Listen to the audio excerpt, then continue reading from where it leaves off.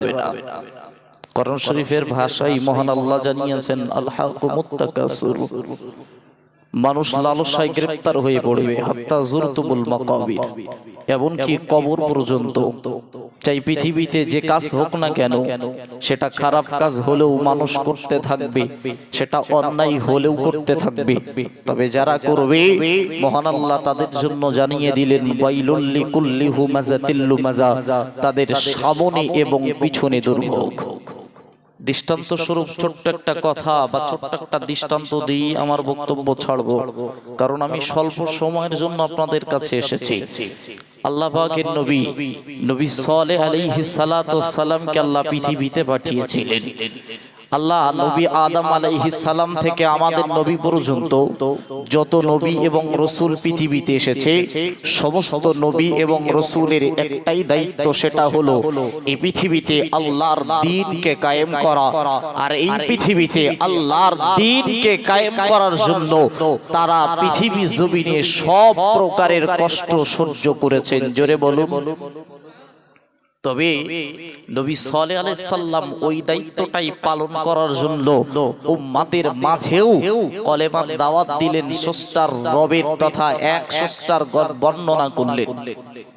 তবে সে জামানার মানুষেরা নবী সালেহ আলাইহিস সালাতু ওয়াস সালামের কাছ থেকে দলিল চাইলো, প্রমাণ চাইলো যে তুমি রব, এই তুমি যে নবী, আর তোমার আল্লাহ যে প্রকৃত রব সে সম্পর্কে আমাদেরকে জানানো হোক, আমাদেরকে জ্ঞাত করানো হোক। সে জামানায় দেখতে পাওয়া গেছে তারা পাঁচজন খোদাকে রব বলে মানত। এই জিনিসটা আমি যদি ভেঙে বলতে চাই, দীর্ঘ সময়ের ব্যবধান, তবে পাঁচজন খোদাকে তারা মানত। তারা নবী সাল্লাল্লাহু আলাইহি সাল্লামকে বলল, দেখো আমরা অমুক একটা পাহাড়ের পদদেশে আমরা উপস্থিত হব, ওই পাহাড়ের পদদেশে তুমিও আসবে, আমরা আমাদের পাঁচ রবকে ডাকবো, তুমি তোমার রবকে ডাকবো, তুমি তোমার রবকে ডাকবে।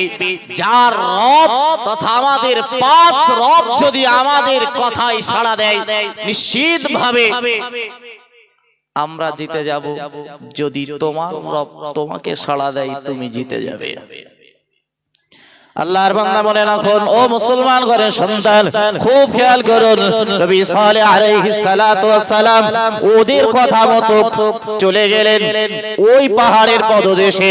ও মুসলমান ঘরের সন্তান, আল্লাহর বান্দা মনে রাখো, নবী সালেহ আলাইহিস সালাতু ওয়াস সালাম তাদেরকে ডেকে বললেন, ও আমার জাতিরা, তোমরা তো প্রমাণ চাইলে, তোমরা তো আমার কাছ থেকে প্রমাণ নিতে চাও, আমার রব সম্পর্কে তোমরা প্রমাণ নিতে চাও।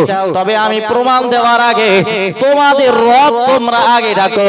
ও মুসলমান ঘরের সন্তান, আল্লাহর বান্দা মনে রাখো, আল্লাহ পাকের নবী সালেহ আলাইহিস সালাতু ওয়াস সালাম তার জাতিকে বলার সঙ্গে সঙ্গে দেখতে পাওয়া গেল তার জাতিরা ওই পাঁচ রবকে ডাকতে শুরু করলো, পাঁচ প্রভুকে ডাকতে শুরু করলো। কিন্তু না না না, আল্লাহর কারিশমায়, আল্লাহর কুদরতে তারা একজন বান্দাও, কোন বান্দা তাদের রবকে ডেকে পেল না, তারা নিস্তব্ধ হয়ে গেল।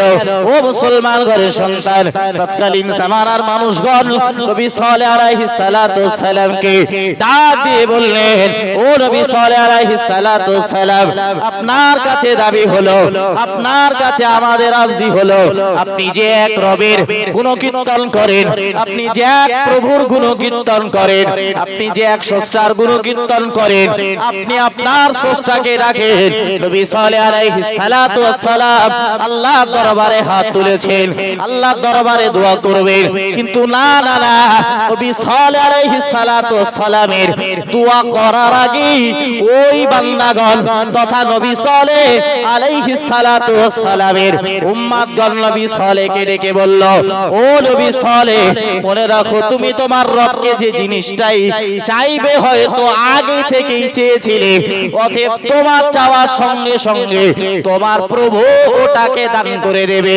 না না না, আমরা তোমার জাতি হিসাবে ওটা মেনে নিতে পারি না, বরং আমরা যেটা বলে দেব তুমি তোমার রবের কাছে ওটাই চাইতে হবে।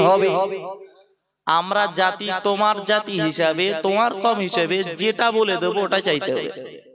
তুমি যে আল্লাহর কাছ থেকে আগে থেকে চেয়ে থাকবে আর আল্লাহ সেটা দিয়ে দেবে, এটাই আমরা বিশ্বাস করব না।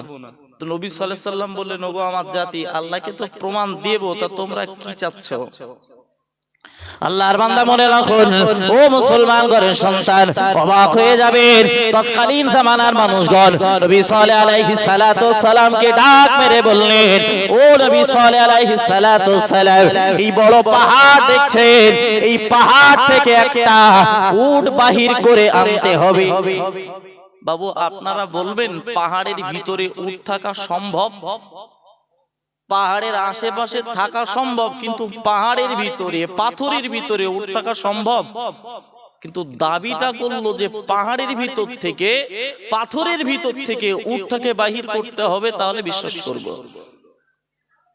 আল্লাহর বান্দা মনে রাখুন, ও মুসলমান ঘরের সন্তান, অবাক হয়ে যাবেন নবী সাল্লাল্লাহু আলাইহি সাল্লাতু সালাম আল্লাহর দরবারে হাত তুললেন, ও রব্বুল আলামিন আল্লাহ, ও রব্বুল আলামিন আল্লাহ, আমার জাতির দাবি এটা, কিন্তু না না না, এই দাবিটা আল্লাহর দরবারে করার আগে দেখতে পাওয়া গেল ওই সময়ে নবী সাল্লাল্লাহু আলাইহি সাল্লাতু সালামের জাতিরা ডেকে বলল, ও নবী সাল্লাল্লাহু আলাইহি সাল্লাতু সালাম, না না না, আপনার এই দোয়াটা আল্লাহ দরবারে করলে হবে না, কারণ পাহাড়ের ভিতরে যদি আগে থেকেই কোনো উট থাকে, পাহাড়ের ভিতরে যদি আগে থেকেই উট থাকে, তুমি এ দোয়া করলে হবে না। বলুন, আমরা একটা পাথর দেখিয়ে দেবো, বা ওই সাইডের একটা পাথর দেখা যায়, ওই সাইডের একটা পাথর থেকে তুমি বাহির করো।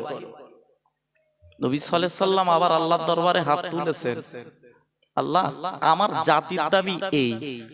সাল্লাল্লাহু আলাইহি সাল্লামের জাতিরা আবার ডাক মেরে বলল, দেখো না, তুমি হয়তো যে পাথর থেকে বাহির করবে, ওই পাথরের ভিতরটি হয়তো আগে থেকেই ছিল উট। আল্লাহর বান্দা খুব খেয়াল করবেন, নবী সাল্লাল্লাহু আলাইহি সাল্লাম আবার থমকে গেলেন। জাতিরা বলল, দেখো নবী সাল্লাল্লাহু আলাইহি সাল্লাম, আমরা বিশ্বাস করতে পারি অমুক সাইডে একটা পাথর দেখা যাচ্ছে, ওই ছোট্ট পাথর থেকেই তোমার রবের কাছ থেকে অনুমতি নিয়ে তথা তোমার রবের সহযোগিতা নিয়ে ওই পাথর থেকেই উট বাহির করতে হবে। আল্লাহর বান্দা মনে রাখুন, ও মুসলমান ঘরের সন্তান, খুব অবাক হয়ে যাবে, ও মুসলমান ঘরের সন্তান, নবী সাল্লাল্লাহু আলাইহি সাল্লাতু ওয়াসসালাম আল্লাহর দরবারে হাত তুললেন, ও রব্বুল আলামিন আল্লাহ, আপনি এক আপনার কথাগুলোকে আমার জাতির কাছে বলার জন্য, না না না, আমার জাতি তারা মেনে নিতে পারলো না। ও মুসলমান ঘরের সন্তান, নবী সাল্লাল্লাহু আলাইহি সাল্লাতু ওয়াসসালাম আল্লাহ দরবারে দোয়া করলেন, দেখতে পাওয়া গেল সঙ্গে সঙ্গে ওই পাথর থেকে একটা উট বাহির হয়ে আসলো। জোরে বলুন সুবহানাল্লাহ, আরো জোরে বলুন সুবহানাল্লাহ। একটু তাকবীর দেন, নারী তাকবীর, আরো জোরে তাকবীর দেন, নারী তাকবীর। মহামান্য মুফতি রাজব আলী সাহেব, জলসা কমিটি, শ্রোতা বিন্দু, নারী তাকবীর। ভাই, আমি ছাড়বো, তবে আমার বক্তব্যের সার অংশটুকু আপনাকে বুঝিয়ে দিই। নবী সাল্লাল্লাহু আলাইহি সাল্লাম যখন উট নিদর্শন দিলেন, এরপরেও বলল যে আমরা এই উট থেকে দুধের আশা করছি। নবী সাল্লাল্লাহু আলাইহি সাল্লাম বললেন, তোমরা ড্রামগুলো নিয়ে এসো, তোমাদের বালতি, তোমাদের কলসগুলো নিয়ে এসো। এরপরে নবী সাল্লাল্লাহু আলাইহি সাল্লাম ওই উটের ভিতরে হাত দিলেন তথা বাটের ভিতরে হাত দিলেন। দেখতে পাওয়া গেল নবী সাল্লাল্লাহু আলাইহি সাল্লাতু ওয়াসসালামের জাতির ওই কলসগুলো, বালতিগুলো পরিপূর্ণ হয়ে গেল।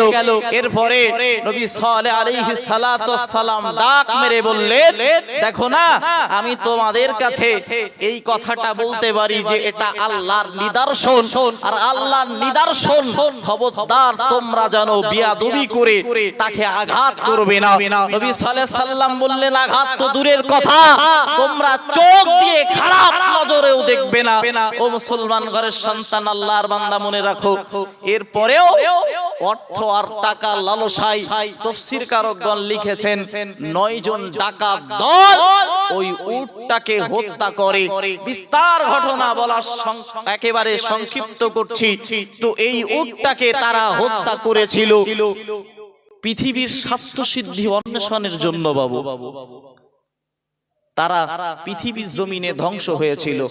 আল্লাহ আমাদেরকে এই চাকচিক্য পৃথিবী থেকে আমাদের কমপক্ষে আল্লাহ তাআলা যেন এই পৃথিবীর জমিনে আমাদের ঈমানটাকে মজবুত রেখে तमाम পৃথিবীর চাকচিক্যকে পিছনে ফেলে যতটুকু জীবনের প্রয়োজন অতটুকু আল্লাহ আমাদের চালিয়ে নিয়ে যান এবং